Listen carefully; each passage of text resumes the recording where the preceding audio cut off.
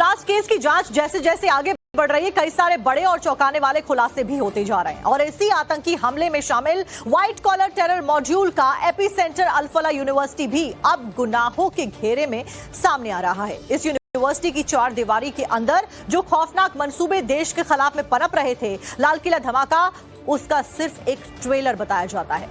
मकसद इससे भी कई ज्यादा बड़ा और खौफनाक था। लेकिन ईडी की टीम ने अल-फला यूनिवर्सिटी के गुनाहों के उन दफन पन्नों को अब खोलना शुरू कर दिया है, जिसके बाद में ये साफ है कि इस यूनिवर्सिटी के गुनाह इतने बड़े और संगीन हैं कि अब इस पर बुलडोजर चलना तय माना जा रहा है।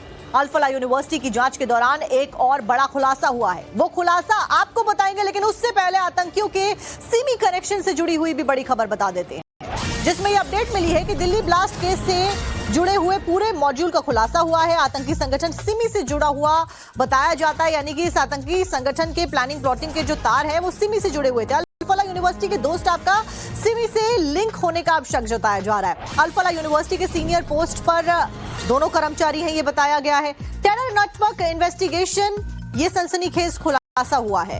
अल-फला ग्रुप के 2 स्टाफ का students Islamic movement of India यानी कि सिमी से लिंक होने का शक जताया गया है।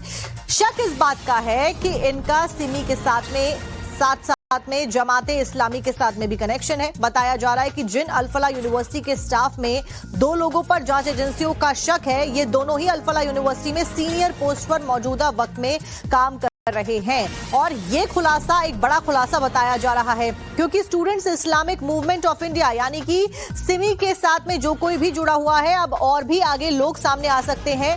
उनके खुलासे के लिए एजेंसी फिलहाल काम कर रही है।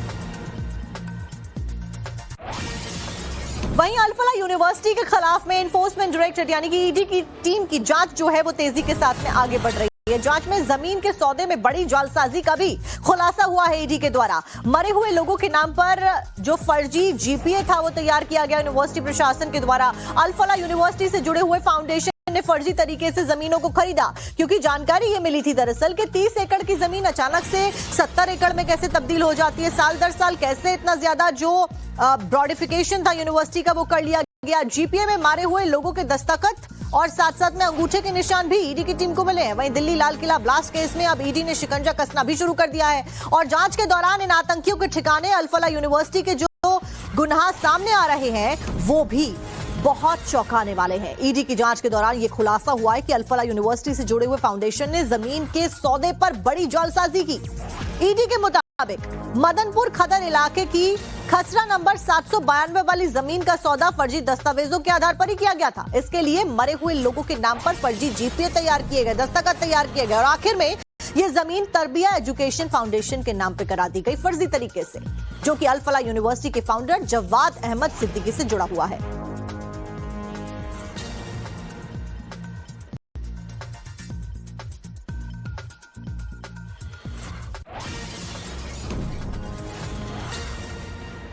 और चलिए अब आपको सिलसिलेवार तरीके से बताते हैं कि आखिर ईडी ने क्या बड़े खुलासे किए हैं। तो अल-फला यूनिवर्सिटी से जुड़े हुए फाउंडेशन ने जमीन को खरीदा था।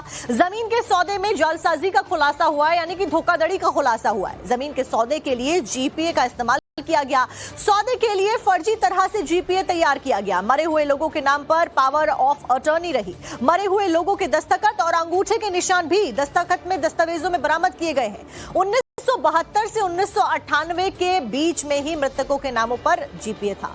जीपीए पर तारीख 7 जनवरी 2004 की लिखी गई। जवाद अहमद सिद्दीकी जो कि फाउंडेशन का ट्रस्टी सिद्दीकी से जुड़ा हुआ ये पूरा फाउंडेशन है और उसी के ऊपर अब इस जालसाजी धोखाधड़ी के आरोप जो हैं वो लग रहे हैं, हमारे सूत्र बता रहे हैं। जांच के दौरान कई सारे जो खुलासे हैं वो होते हुए नजर आ रहे हैं। इस सबके बीच में जांच के दौरान जो दस्तावेज ईडी के हाथ में लगे हैं उनके मुताबिक ये जमीन साल 2004 में उन लोगों के नाम पर खरीदी गई थी जो कि 1972 से 1978 के बीच में, यानी कि 1998 के बीच में, माफ कीजिएगा, यानी कि 1972 से 1998 के बीच में मर चुके हैं। उनके नाम पर आखिरकार कैसे जमीन खरीदी गई। अब आप देखिए कि ईडी को सबूत मिले हैं, मृतकों के नामों पर लूटपाट को अंजाम दिया गया। अब आप देखिए वो नाम भी सामने आए हैं। नत्थू के नाम पर 1972 में उनकी मौत हो गई थी, जमीन पाई गई।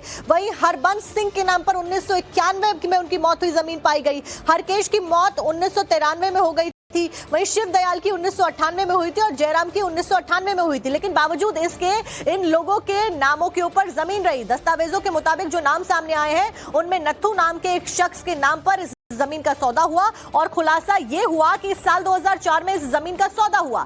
तब इस शख्स को मरे हुए करीबन 32 साल हो चुके थे। एक और शख्स जिसका नाम हरबंस सिंह है, फर्जी तरीके से जीपीए में सामने आया है नाम। अब खुलासा हुआ है कि इस शख्स की मौत साल 1991 में हो चुकी थी। फिर बड़ा सवाल यह है कि आखिरकार अल-फलाह यूनिवर्सिटी से जुड़ी हुई इस फाउंडेशन ने जीपीए के लिए मुर्दों को कैसे जिंदा कर दिया।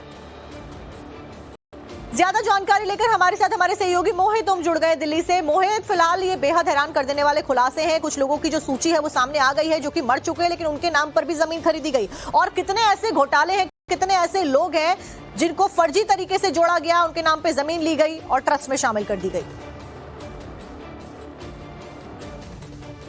बिल्कुल, देखिए, ये तरबिया फाउंडेशन, एजुकेशन फाउंडेशन नाम का एक संगठन था, एक फाउंडेशन था जो जावेद अहमद सिद्दीकी से जुड़ा हुआ था, जो अल-फलाह के डायरेक्टर हैं। और जब ये पूरा ब्लास्ट का मामला सामने आया तब उस दौरान पता लगा कि मदनपुर खादर का इलाका है, वहाँ पे एक बहुत बड़ा प्लॉट है। इस प्लॉट पे अल-फलाह यूनिवर्सिटी की बसें जो है वो पार्क रहती थी। वहाँ पे एक बोर्ड लगा हुआ था जिसमें तरबिया एजुकेशन फाउंडेशन का नाम लिखा गया था। लेकिन ब्लास्ट के बाद से वो बसेस पार्क होना वह बंद हो गई और जो बोर्ड था उसको भी पेंट कर दिया गया, यहाँ से यानी कि वहां से नामो निशान मिटाने की कोशिश की गई। लेकिन जब ईडी की जांच अल-फलाह यूनिवर्सिटी पहुंचती है तो उससे जुड़ी हुई जितनी भी जमीन थी, उससे जुड़े हुए जितने फाउंडेशन थे, उनकी जांच की गई तो पता लगा कि तरबिया एजुकेशन फाउंडेशन के नाम पे एक जमीन है जो मरे हुए लोगों के नाम पे जमीन ली गई है। यानी 1972 से 1998 तक जो लोग मर चुके हैं उनके अंगूठे लगाए गए हैं।